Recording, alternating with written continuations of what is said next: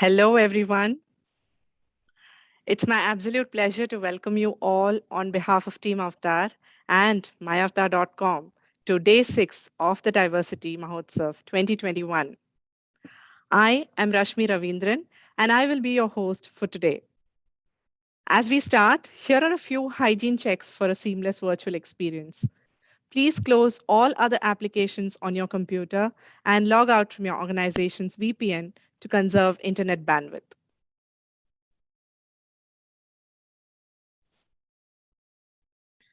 Once again, extremely thrilled and delighted to welcome you all to the 6th day of Diversity Mahotsav. As you know, at Avatar, it is our vision and purpose to build inclusive workplaces. Even as we celebrate our entry into 21st year this year, we at Avatar conceptualized Diversity Mahotsav as a platform to bring to fore the discussions, perspectives, opinions, talent even. And we also meant for it to be a celebration of all diversity. And today, here we are, towards the end of the year, bringing back the determination and resolve of being inclusive as we get into the new year. So happy to be bringing this to you. Diversity Mahotsav is presented by myavatar.com, India's only diversity portal with jobs, skilling programs, webinars, events, and much more for all the underrepresented groups at the workplace. Today is another power packed session, one that would offer insights into another different aspect of diversity. For those who have joined us today, we are delighted to have you on board, and we hope you would join us through this month for some riveting sessions and loads of learning. We would like to thank our partners, Ideology Partner, HCL Technologies Limited, supporting partners, Foratia, Logitech Engineering and Designs India Private Limited, Saint Gobain India Private Limited, Sodexo, and Zodian Solutions. Community partner, NASCOM. Our social media hashtags are hashtag diversity mahotsav, hashtag celebrating diversity. We look forward to you posting your experience at Diversity Mahotsav on your social media handles using these hashtags. I'm sure you all have had questions about DEI, the hows, whens, whats of it at some point or the other.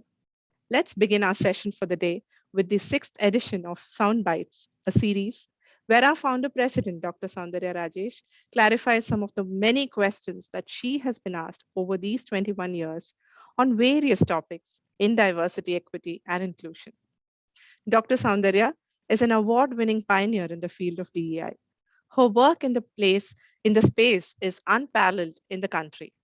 An inspiring speaker, an author, a very sought after DEI strategist, Dr. Soundarya has won several accolades and awards, such as the 100 Women Achiever, Web Wonder Women, Winds of Change 2019 Award, Women Transforming India Award, Golden Aviator Award, Asia's Most Innovative Diversity and Inclusion Leaders Award, and many more. Let's hear it from her.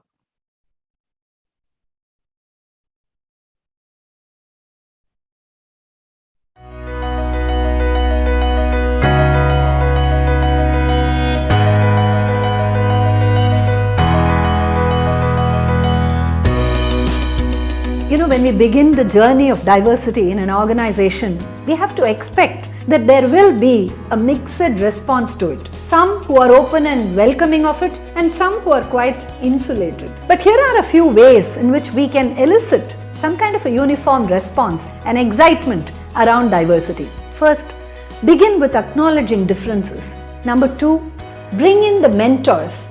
When you have mentors and role models who lead the way, it's easy for everyone else to follow. And finally, encourage personal evaluation and questions. Questions, when encouraged, actually tell everybody that their views matter. And that is the start of a diversity journey.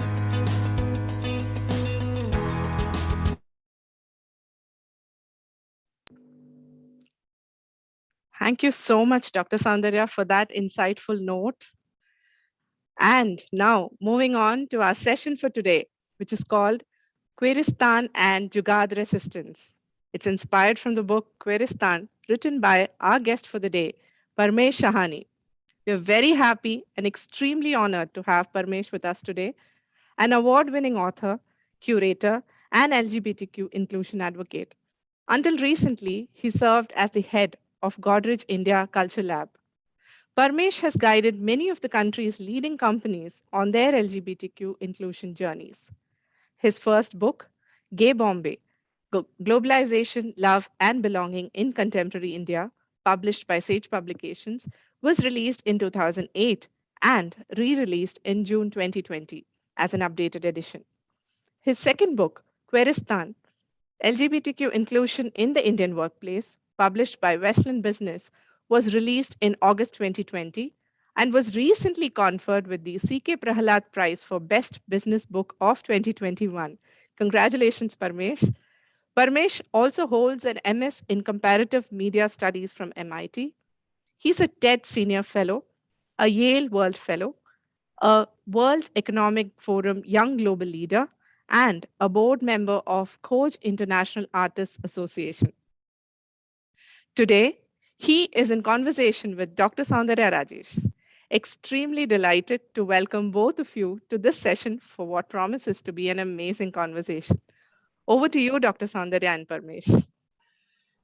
Thank you, Rashmi. Thank you so much. And hi, Dharmesh. Warm welcome to an avatar platform. So good to see you, and thank you so much for giving us this time and Happy for to be here. so graciously agreeing to be part of Happy to be this. here. I'm a big fan of you, your own book. I did each day of the diversity challenge and all the work that you've been doing, and happy 21 of that. And I feel like we're just getting started, even after 21 years. I know, Parmesh. And what you just said kind of takes me to the first question of this interaction.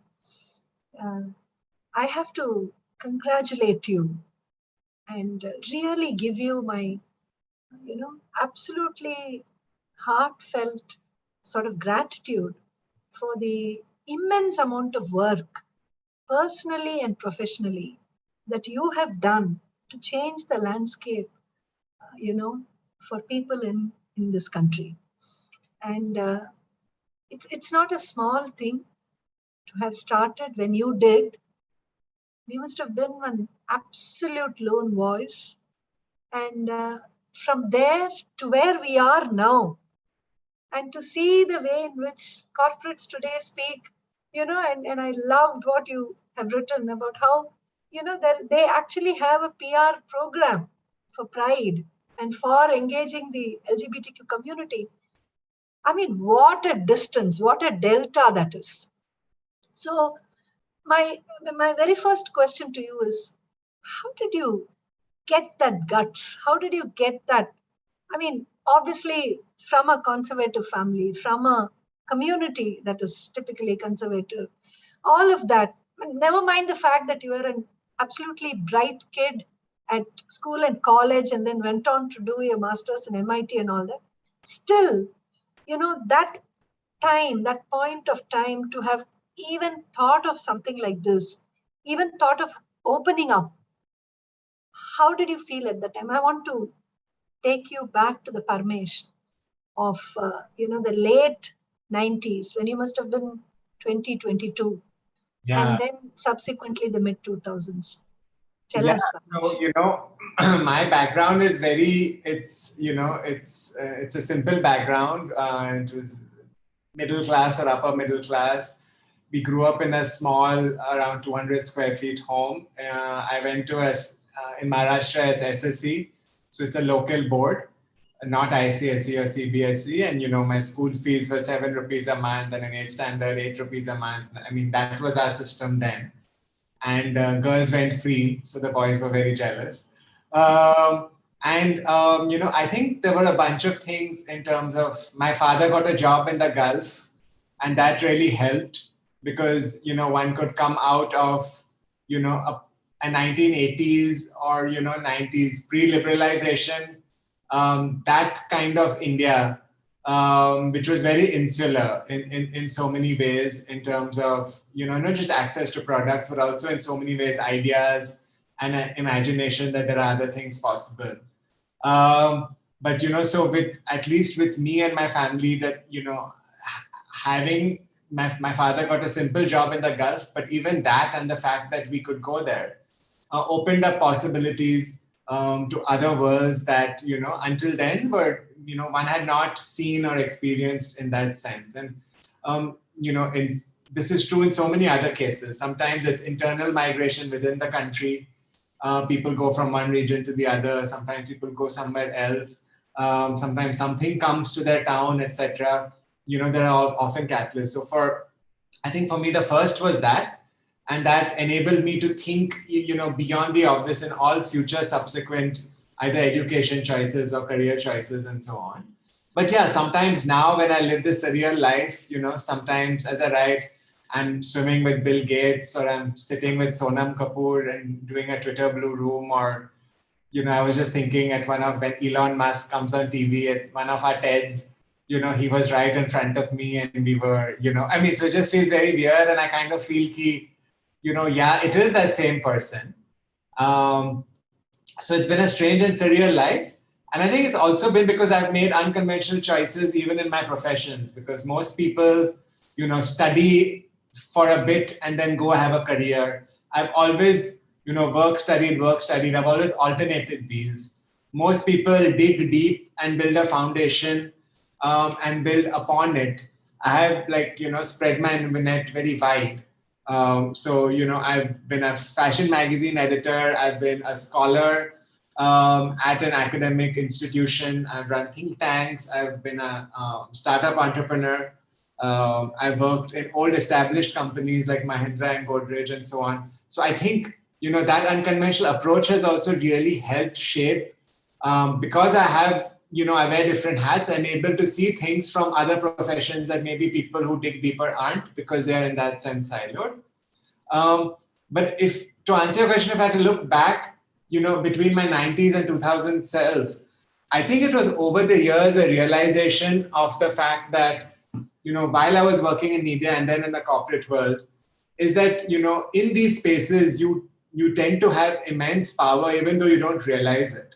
And you can use that power to do good and to bring about change. And for me, it's been a process of realizing that and recognizing that you have all this access and privilege. How do you make it into almost a lever for others instead of just something that you use for yourself? So just the difference between when I was at Mahindra, for example, I'd come back from Boston, and when I joined Mahindra, I was very selfish, even despite having written Gay Bombay, which was ostensibly about my own community. But my imagination was not key. I should help create a better India for LGBTQ people. I very selfishly just wanted to be treated equally in my own company. And so my conversation with Mahindra at that time was, if my partner comes from America, you'll pay for his insurance, kya? You'll do this, kya? It was never, why don't we fundamentally look at the structures of this company and change it for everyone? But by the time I joined Godrej, I think some years later, thankfully I'd met, a range of people who widened my worldview.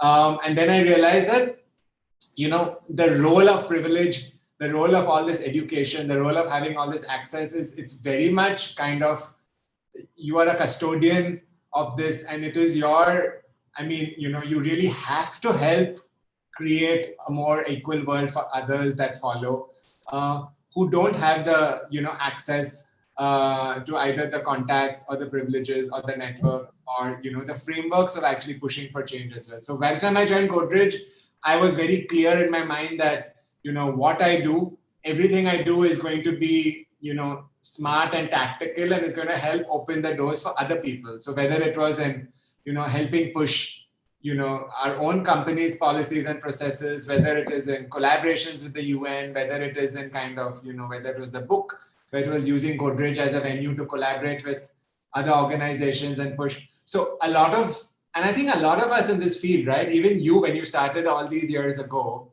I think we all ask ourselves this question, right? Why are things like this? And how how can things change? So I think it's very much, how you respond to these questions, that you inadvertently help in creating an entire ecosystem that when you look back and you're like, wow, there's so much work to be done, but there's also a lot that we actually managed to do in the past few years. So, yeah. Absolutely. 2 points kind of immediately sort of resonated with me. The first is the power and privilege, that we actually we give ourselves, especially, and I say we, I'm actually talking about this community of people like us who started off being underrepresented and underprivileged in a manner of speaking. I mean, we may have had education, we may have had a wide vision in terms of our thinking, but we were not accepted fully for who we were. And in my case, that became a break, a career break. And then when I decided to come back, the work that we started doing through entrepreneurship, through social entrepreneurship, which is how Avatar was created, gave me a certain kind of a platform from which to speak. And I think for you, the fact that you were a journalist with L, which actually back then was this really, really cool, magazine. And I remember, reading it, and I remember really going through some very sharp articles there. I think that, and that must have been like right after college for you. You just finished your graduation and you got into the job. And you realized the power of the pen, the power of thinking, the power of being able to, influence people's thinking. I wanted to ask you, at that time when you were writing for L, did you start writing about gay issues? Did you start writing about challenges being faced by the underrepresented LGBTQ community? It's interesting because when I was at L, and Amrita Shah, my editor, who's since then written incredible books, including a great book on Homi Baba, a great book on Ahmedabad, who's writing I love. I think when I was at L, I was young. I was closeted, and I think everyone around me knew that I was gay, except me myself. I mean, I knew, but everyone I think was just patiently saying someday this one will come out. So I think, everyone pushed. So at L, it was the opposite. I had my boss who told me, said, Parmesh, why don't you write about the gay scene? And I was like, why do you want me to write? I was like, well, you're right, you should be. So I started writing about queer issues because at that time, my boss nudged me towards it. And I'm so glad because in the process of researching, those articles, I met friends who became mentors like the late Riyad Vadia, the incredible documentary filmmaker, and so many others. And these interactions and the discovery of the fact that there was a vibrant queer scene in our country already happening. B, that we had a rich and varied queer heritage to build upon. So absolutely. I was not, the fact that I was as a young queer person feeling alone, confused, etc. I didn't have to feel. In my country and in my region, we have a very rich South Asian queer heritage. There's already a vibrant queer scene. It gave me a lot of confidence that I can then, I can start beginning to claim this as myself. But yeah, so it began in those days. But it wasn't self-propelled. Okay. And the second point that you mentioned in your opening remarks is about how, you spoke about how, you were selfish and you wanted that thing for yourself and then only later. And I have to tell you, Parmesh, it obviously, absolutely begins with yourself. Before I started Avatar, I was looking for that job which would give me flexibility, which would overlook my break, which would, accept me for who I am, probably even look at a complete career revision of sorts, all of those things. And then it's only when I felt the keen edge of the knife and I realized that, oh, shucks, this isn't there. So that means this problem which I'm facing is not mine alone. It is representative of a larger group. Yeah. So I think always solutions will begin when it is personal, deeply personal. So I would say that, the fact that you spoke for your partner to begin with, and then that kind of changed is the most natural and most organic sort of route to take in social entrepreneurship the way we do. Yeah. The question I have for you is, Yeah. this, transformation of being a voice for yourself, Yeah. which is I wouldn't call it selfishness, most certainly not. I would say it is a question of demanding something that is actually due to you, but which through the blindness of, and when I say blindness, of course, I'm referring to the ignorance and not, otherwise, of people around us is denied to us. Yeah. But somewhere that Parmesh, who was, sort of batting for his own rights or his own needs, became an activist, became representative, became the face of an entire community. And definitely, most certainly, it started off with at Mahindra, because by then you were out and open. Yeah. But when you went into Godrej, it kind of blossomed into a complete sort of a manifestation of what India's queer community really wants. That must have been a tough journey of transformation. Like speaking for yourself and then suddenly realizing, no, I have to do it for this entire group. Was there a sort of a tipping point sometime there which made you, move into this transition, Pamesh? So I think there are many tipping points, but in these, and I think, one is the fact that, we don't realize how much of a role allies play. So with me at Godrej, while I might have wanted to do this, I think I could do it at Godrej is because of my own awakening or realization that I had to do much more than I was doing. But B, also because I found an incredible ally in my boss, Nisa Godrej. And there's a great, TED talk by Derek Sivers. I don't know if you've seen it. It's about that person who dances second. And, in every party, there's yes, absolutely. there's always a crazy person who dances wildly on the floor. Yes. And everyone is looking at that person. But what Derek says is the person who dances second is very important. Because follower, the first follower. If that second person does not get up and join you, everyone else turns away. But once that second person joins you, then the third, then the fourth, soon there comes a point where there are more people on the floor and less people sitting. Absolutely. And I think this is where we are in the DNI ecosystem in our country right now. There are suddenly, in the past few years, many more people are dancing. So all those who are sitting are like, where the hell? But with me, it was Nisa who actually joined me and said, I don't know where this will go, but I'm with you.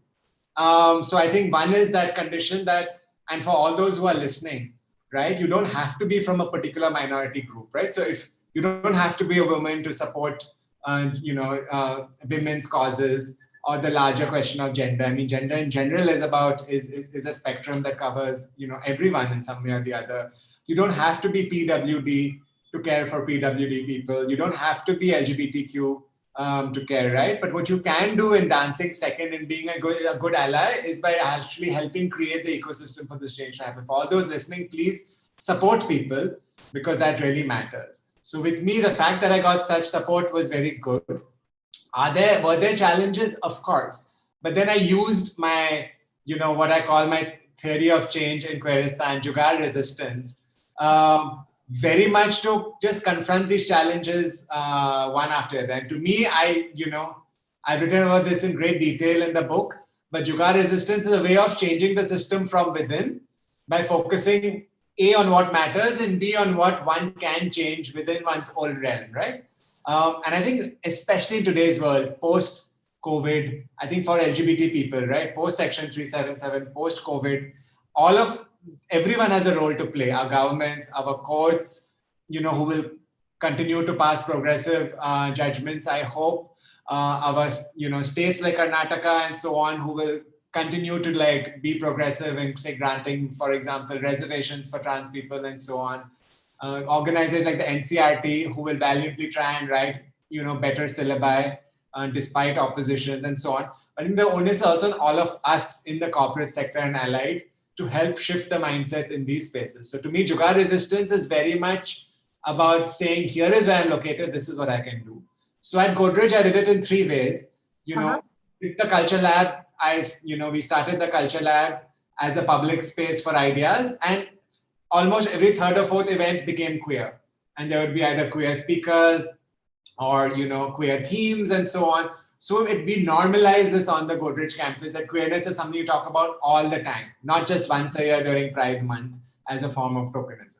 Second is, I kind of put my fingers into multiple pies. So when I realized that Godrej is hiring, I kind of started, I kind of joined the hiring efforts and became the spokesperson for Godrej on MBA campuses across India.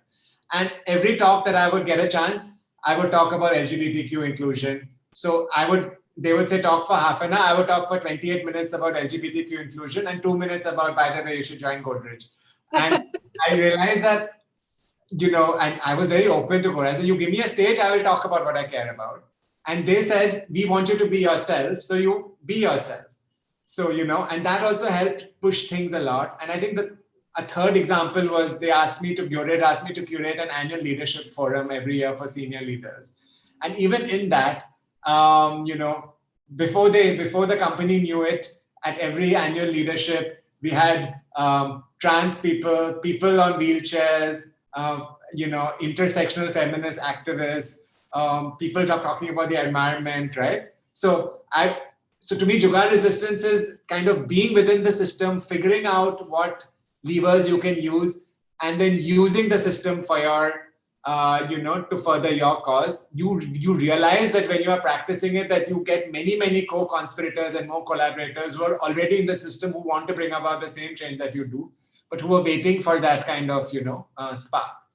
So that's how I kind of did it. Yeah, over the years. Fantastic.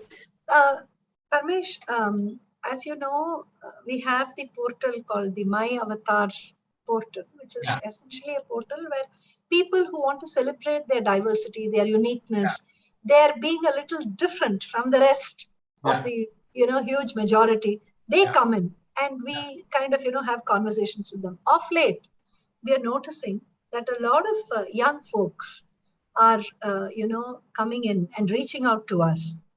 And one question that I'm often asked, and I have to admit with utter humility that I have no right answer to that. I, in fact, have no answer to that at all. But one question that I was asked not very long ago was, this is an individual who's gay, and he is just kind of, he has just finished his graduation. And in a space where he is still dependent on his parents for, money and food and boarding and all of that stuff. And his question was, what is the right time to come out of the closet? Is there a right time? Is there a sense of, this is the time when you can? And this is one question, and I'm just going to follow it up with another one so you can answer both of these, together. The other follow through is, I feel very diffident because I'm not being able to bring my full self. So in an interview, in any interaction, I'm kind of holding back, I'm withdrawn. I'm not bringing that entire thing of what I can think, what I can contribute. So for me, I would love to kind of, tell that this is who I am, and is that okay with you? And now can I just, start speaking from how I should be? Or should I kind of test the waters even at the workplace? So these 2 points, what are your thoughts on this, Parmesh? Yeah, so, I get very frustrated because I see yet again, like with women, like you must have dealt with for more than 2 decades, I find like this burden of, this heavy burden, first of carrying, of being different, and then of having to like negotiate all of this. Why does this always fall on us? I mean, the question should not be, it's a question for the organization. How can you create an organization which feels so safe and secure that your employees don't have to waste their productive time in thinking about, should I come out, should I not come out? And instead they can use all that time in actually being innovative and creative and making your organization better. So if you have an organization and people are thinking about these, think really hard about what kind of organization you have created.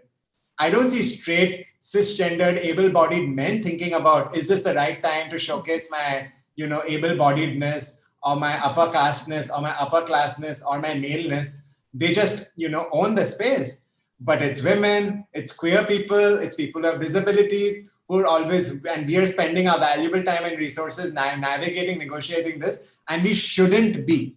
So it frustrates me that we, again, we are different. It is not a choice. It is, and if you're PWD, it's, there's various ways that you can reach being PWD. If you're a woman, wherever you identify on that spectrum, whether biological, whether trans, etc., right? If you're queer, it's an orientation, right? So we have to embrace and love ourselves in challenging environments, and then we have to do this burden of explaining, etc. So I find it frustrating. But having said that, if you're queer, I think the only time to come out is when you feel comfortable.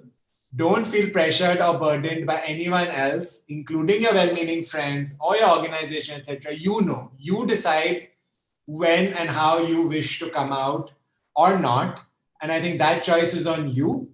I think the onus is on our systems, as I said earlier. So if the onus is on our parents and on our families to create the safe space so that our queer children can say without fear of retribution or any kind of repercussion that this is who I am, love me for who I am. The onus should not be on the child to struggle with this. Likewise, so I think if you are queer, the question, you decide if the space you feel is safe and comfortable. You decide whether it's the right time for you to come out, irrespective of whether you come out or not. You want to be surrounded by systems and organizations that treat you equally.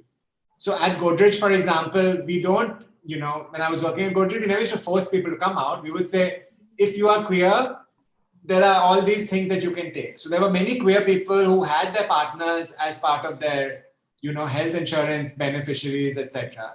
But they were not out to their bosses and so on because they felt that their bosses were homophobic. Now, it's the journey of the organization to grow to the point where the organization doesn't feel homophobic. But until then, your employees have to be given the same rights and treated equally, right? So to answer your first question, I think you decide when. Don't let anyone force you. But please know that you are not alone, because this is something that even till today, so many queer people grew up with. About 6 to 10% of any organization is queer. So even if you're working in an organization with 100 people, 6 to 10 of them are queer. Now, again, in our country, 6 to 10% of our country is queer. In every city, there's an incredible network of community spaces, online, offline spaces, health spaces, public spaces that you can access. Online, though, it's amazing right now, whether on Instagram, whether in terms of mental health, wonderful intersectional queer spaces, whether Queer Muslim Project, whether Dalit Queer Project, whether Chinky Homo Project. There's so many publications, Desi Family, and so there's so much out there. So you should not feel alone. You should realize that in your organization and in our country, there's an incredible network for you. And just reach out. If you can't reach out in your organization, try and figure out how you can reach out to this larger network which exists in your city and certainly in our country for support, solace, and more on. What was the second question? I forgot. No. I think you've kind of answered it. The second is, if I'm going to go for an interview, as a queer person, and I'm not comfortable to actually, express myself in the way that I am, but that kind of, holds me back. It, causes a certain amount of diffidence in me, lack of confidence in me. What should I do? Is the, second question. If you can, go ahead. I draw strength from my country's queer heritage. I draw strength from the incredible queer champions that have come before me. I draw strength from these wonderful young queer change agents I see all around me. So I think from diffidence to, there's enough research that says that, I don't want to tell people be confident about it, because that confidence is also a function of so many other things, including an immense amount of privilege. Not everyone has the privilege to feel. Absolutely. What I can say is that recognize that you are coming from, you are not alone. You are part of an incredible movement. You can decide what part of yourself you wish to share with others or not.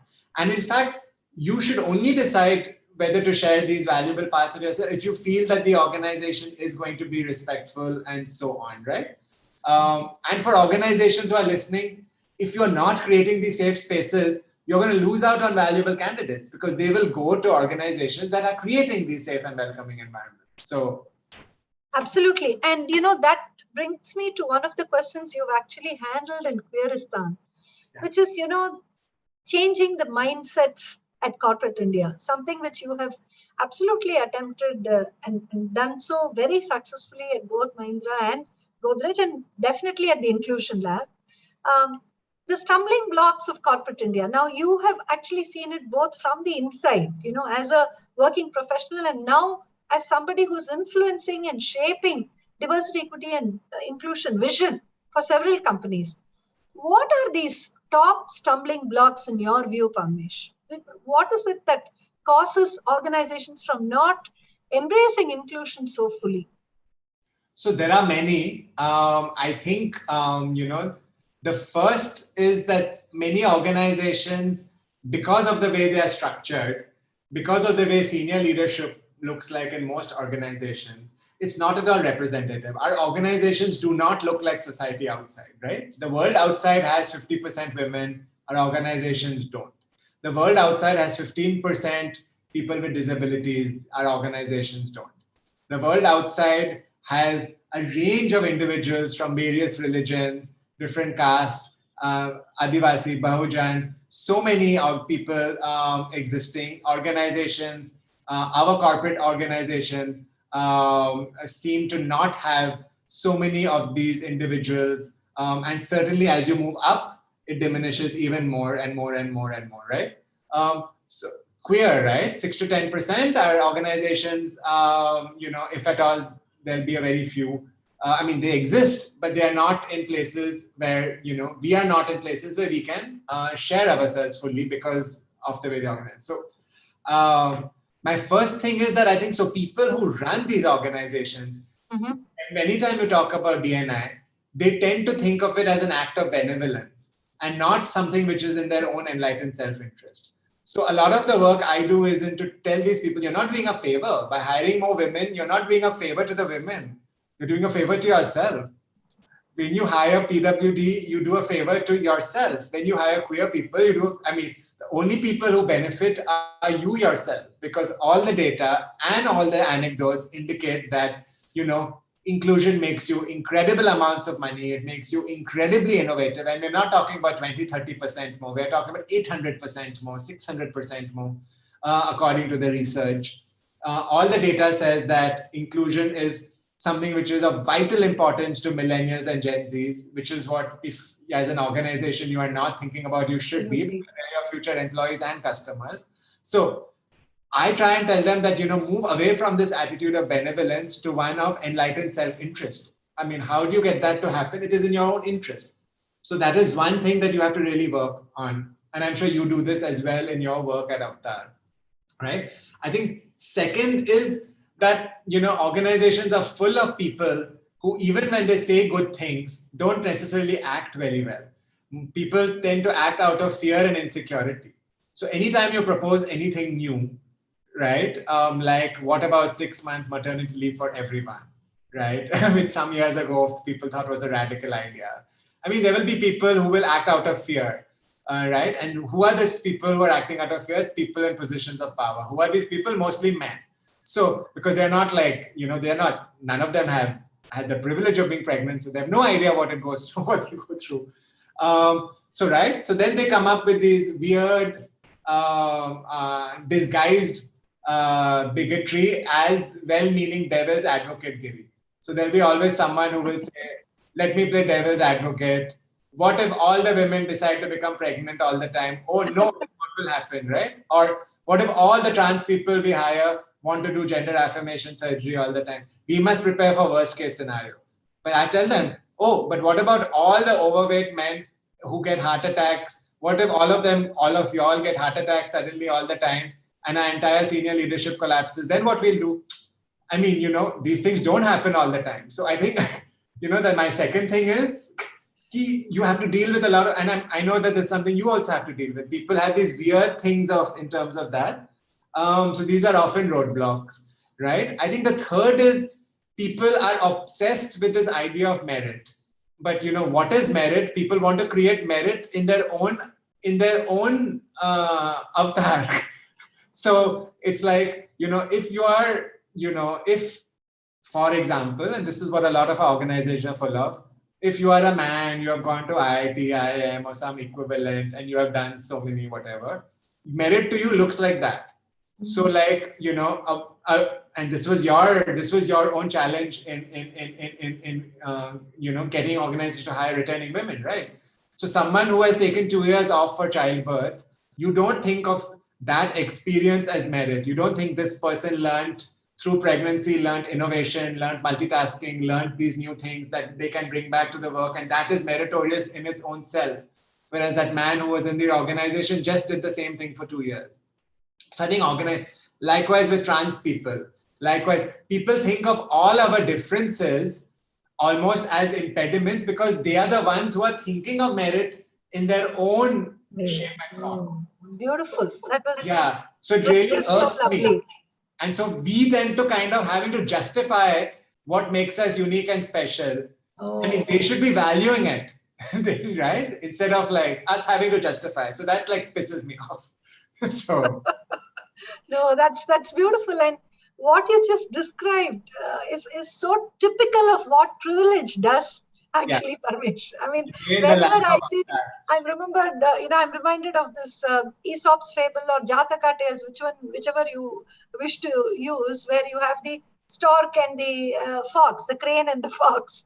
And, equality is how the majority describes it. Equality is how the privileged describe it. And, that really doesn't kind of translate into real equality, which is why we have equity, so that it takes that route and path to equality.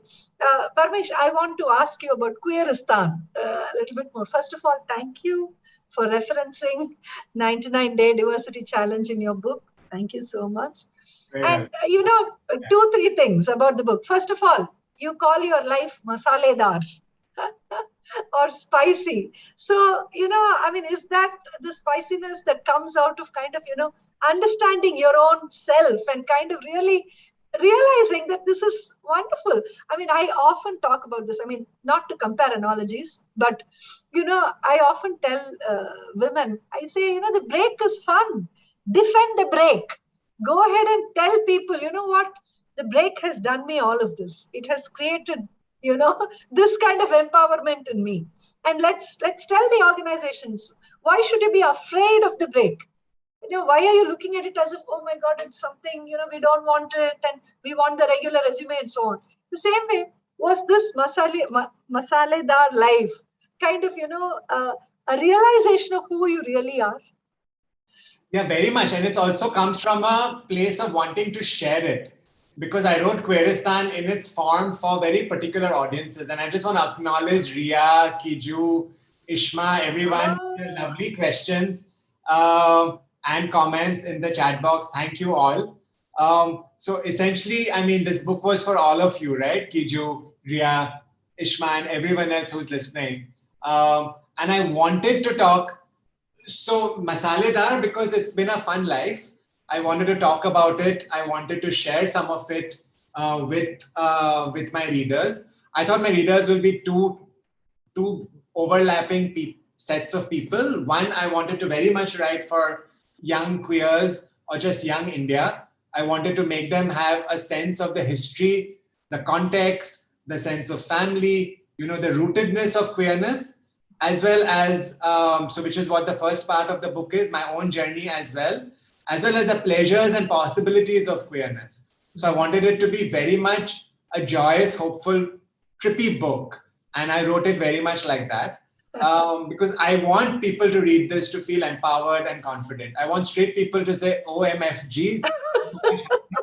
I want queer people to say, yes, right? This is us. But the second part of the book, which is very much businessy, why you should be inclusive, and how you can be, is also told in a very different anecdotal style, because I wanted employers, people who make decisions, I wanted them to understand that this is not just abstract, esoteric, concept-giri. This is all really happening. So with tales of people as well as companies, I really wanted to tell them that all this is already happening. So you need to join the party. right? So the masala was very much, and I knew that I'm writing a book for two distinct audiences, but also in a time of Zoom, in a time of Instagram, in a time of Netflix. So grabbing people's attention is very, very difficult, right? People scroll up and you're gone. So how to write a book that engages them, right? So I wanted to use colloquial language. I wanted to make really bad jokes and puns. I wanted to be just like you're sitting with someone and just doing gupshup. And in that process of gupshup, you're getting a whole bunch of knowledge. So that was the intent with which I wrote it. And finally, I wanted to write the idea of queering to me is not just being a queer person. Queering to me is also a verb. It's an act that you do. When you queer the world with intent, you make the world see that there are other ways of being and other possibilities. Oh my So I God. wanted to queer my writing very much. So I wanted to write a business book which is fun and pleasurable, not like those other boring business books that you read in these that Hope you're not referring not to yours 99-day is fun. University Yours is Challenge. fun. Sorry, I had to ask you that. You have no choice but to say that. So No. Hello. If I don't like something, I say it. Ask my husband. oh, thank you so much, Parmesh, for that reassurance. Yours had quizzes. Yours has lists. Yours was good fun. Your format was also exciting. But this is the point, right? You're writing a book today for people who you want it to grab them. You want them to get it. So the masala was also very much with this, as you said earlier. This can be fun. This needn't be boring. Yes, absolutely. Oh, we have, of course, a few questions. I'm just going to, ask you one because, I mean, it seems like we are at the end of this. No, it can't be. We have just started, Lakshmi. So we are at the Q&A, so that means we are at the 3/4 time. How does one create allies in an intergenerational workforce context where ideologies, more often than not, are not aligned? So this is from from an LGBTQ perspective, from a peer perspective. How does one create allies in an intergenerational workplace? Yeah, I think this is Ishma's question as well. So yeah, I think this is very, very important. The truth is our workforces are intergenerational. And as I said earlier, people who have power tend to be the older ones. And people who are young, who want to create a better, workplace, a better society, a better country, tend not to have power. So I think in this space, I think doing both, I mean, at least from my experience, working with great intent with those who have power really helps. So one is just targeted efforts at the top, right? Who are your 20 most senior, most powerful people? Because, how can you work with them and make them realize that it is in their interest? No one gives up space for you, right? No one gives up space when you say that, do this for me. People only cede space when they recognize it is in their interest. So I think creating dedicated, focused, laser-like, efforts with your most senior leaders. At least that's what we did at Godrej, and that's what we continue to do. Because while the larger workforce takes time, one is that how do you create whether learning journeys for them, whether specific things, how can you do one-on-ones, coaching sessions, how can you enable them to understand that it is in their interest, and not to be rigid and to recognize that the world is changing, and if they can change along with it, everyone benefits, right? So one is that. I think secondly, tapping into what unites rather than divides. And I found that one of the things that unites intergenerational teams in our country as well, and I think this is true of, say, South Asian or Latino or certain kind of environments, is this idea of family. So I appeal in Queeristan, I talk about companies needing to kind of act in loco parentis. I talk very much, and I don't believe in this idea of workplace as family. I don't think we're all family. We have to be professional. But I do think that in a professional setting, managers in India have to take on the role of so many of the things that our parents never did for us, simply because of the way our society is structured. So while I don't think we have to be family-like, I think our workplaces have to act in loco parentis to kind of compensate for all the lack that we have faced in growing up, because our parents, our schools, nothing teaches us about these things. So by the time you reach the workplace, you have employees who are good at giving exams, but who are completely unformed in so many other things. So your workplace has to say, be yourself, talk about this, what are your values? This is, you can love whoever you. Honestly, this is not the workplace's job. Our parents should have been doing this, but they failed miserably. So I talk about this idea of family, and I personalize it with people, especially the older people. I tell them they have to lead, they have to act in loco parentis. Just many of them are struggling with their own children at home, because I've tended to realize that these intergenerational conflicts are not just happening at work, right? These older senior bosses are going home and they have kids who are like, Papa, you don't understand us. And they're like, we get this at work, we get this at home, we're not understanding. But how do you break through and create that thing, right? So I kind of use, I think, storytelling, I think exemplar setting, I think showing, a small ad film like that Vicks Touch of Care campaign with Gauri Sawant as a 4 or 5 minute video can share so much about what love and connection and parenting is, more than say a 40 or 50-minute lecture, right? So I think one way of getting over this intergenerational conflict is by using storytelling and by really using media, and by saying that, we may never understand each other, but these are things that we all care about. And so how can we kind of work towards that? But it's the crux. Yeah. Very practical, extremely practical, Parmesh. I think what you are sharing comes from a place of having tried 10 things and then selecting those 3 things which really work and sharing with the audience. Thank you. Gorgeous. I have a next question, which is, in Queeristan, you spoke about tokenism being a challenge. How does it derail the cause of queer inclusion? This is from Janani. Yeah, that's a great question, because I think in today's world, especially post 2018, so everyone and their nanny and daddy want to do rainbow filters on their Instagram and want to say, "Arey Pride Month, arey this, arey this, arey that." But if you look deeply, they won't even have, anti-discrimination policies. They won't even have partnership benefits. They won't be paying for they won't have anything substantial, but they will have a social media campaign. So how does it derail it? It's this kind of performative inclusion, which I don't think it derails the cause of queer inclusion. I think it makes organizations who are doing this look very stupid to their own employees and to society at large. See, as queer people, we are here, we are queer, we are going to create a better world for ourselves along with you, come what may. Now, as an organization, if you want to come on this journey with us, you can come on this journey with us with good intent and by a willingness to walk the talk and walk the walk. Or you can come on and like, let me do one Instagram thing and then we don't have to do anything else.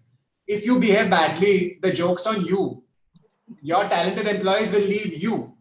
Your customers will buy things from other people. Your vendors, like everything. So for example, IBM right now only serves as a technology vendor to other companies who have all kind of committed to these particular standards of inclusion. There are financial companies, right? I know of a venture debt fund, Carlyle, which gives preferential financial, it gives venture debt to its portfolio companies preferential rates when they are more inclusive. So, in future, to get a bank loan, you're going to have to be more inclusive. To get a computer thing, you're going to be more inclusive. So why not start the process now instead of just doing this performance? Fantastic. Fabulous. Yeah. Parmesh, I want to ask one more question. For the organization is what I was trying to say. The only person who fails is this bad organization. So, I just want to quickly get your response for one question because I think it might be the last one. Yeah. What can be done in an academic institution as a step towards including young queer people? Great. I think to start with, because academia is where this starts, right? So I think just very basically, first creating, looking at your policies for your own professors, right? I mean, how many academic institutions offer same-sex partnership benefits to professors and their partners, right? Is there anti-discrimination for professors and that? So I think many academic institutions, I think you can just start by actually saying that if we want to create, we are going to create an inclusive environment in terms of policies, practices, culture, etc. And that starts with making sure your professors are safe. I think very much so. If you look all over the world and in India, most business schools now in India have LGBTQ, associations which are very which have commitment and support from the principal and so on. So I think a lot of initiatives are happening in academic institutions which are non-institutional and which are student-led and so on. So I would like to see more and more of these institutions committing by actually doing the other thing. So I know many leading B schools in India, many leading IIMs, for example, who have great student bodies and queer students and so on, but they don't have the same basic, protections and privileges for their own faculty and so on. So I think academic institutions have to commit to this. Once you commit, you realize that actually it's not as hard as you thought. And actually a lot of the work has been done already by so many other institutions, right? You want to change your policy, there are consultants. You want to do training, there are consultants. I mean, you want to do a film festival, there's whatever you want to do, there are people out there who are doing it. So the work is not that hard to do. Absolutely. Absolutely. Parmesh, it appears we have run out of time. And I can't imagine that, this was 1 hour. That's great. Impossible, Yeah. Incredible. Yeah. I mean, it's just so gorgeous to have this conversation with you. And let me say big thanks to you for having agreed and accepted to be part of this Diversity Mahotsav. The idea is essentially just to increase awareness, get more people to even speak these words that is so much a part of our life. And, to get everybody to see the kind of potential that we are seeing. And thank you for being an ally. Thank you for your generous, wonderful sharing. And really hoping that this is the start of a much more, stronger kind of a relationship between you and Avatar. And best wishes for everything that you do. Thank you for all that you do. Thanks. As like one fan person, I'm just very happy I just got to next thing I'm coming to Chennai when it's not raining and when it's not windy. Absolutely. Nice filter coffee from my side and nice sapad. Perfect. So absolutely welcome. And thank you, Parmesh. And back to you, Rashmi. Thank you. Thank you. What an incredible session. It's like, I mean, these are the things that we created Diversity Mahotsav for, these kind of sessions where when somebody says it's about creating an equal world for others to be able to experience it, I mean, the inspiration comes from such an inclusive place. I think it is just a question of time before that vision gets, transformed. And thank you so much, Parmesh. Thank you so much, Dr. Soundarya, for this amazing session. I'm sure it is a motivation for everyone to log in tomorrow and also to bring at least 5 more friends to it. Don't you agree, guys? So absolutely. Tomorrow we have Bela Kher, Delivery Director, Zorian Solutions, speaking in our session titled A Date with the Triumphant, a segment that where we showcase women role models who have broken stereotypes and emerged successful in their profession and careers. A Date with the Triumphant will celebrate the success of such role models and provide opportunity to learn from their career journey. We look forward to having you all join us tomorrow at 4 p.m. for this session. If you want the agenda for the rest of the week, you can catch it at our portal, myavatar.com. Once again, on behalf of Team Avatar and myavatar.com, I thank each one of you and welcome you to the rest of Mahotsav, Diversity Mahotsav through December. We would like to take this time to thank our partners, Ideology Partner, HCL Technology Limited, supporting partners, Forasia, Logitech Engineering and Designs India Private Limited, Saint Gobain India Private Limited, Sodexo, Zorian Solutions, and community partner, NASCOM. Our social media hashtags are hashtag Diversity Mahotsav, hashtag Celebrating Diversity. Do post your experience at Diversity Mahotsav on your SM handles with these hashtags. If you haven't registered yourself at myavatar.com, please log in today at myavatar.com and register yourself.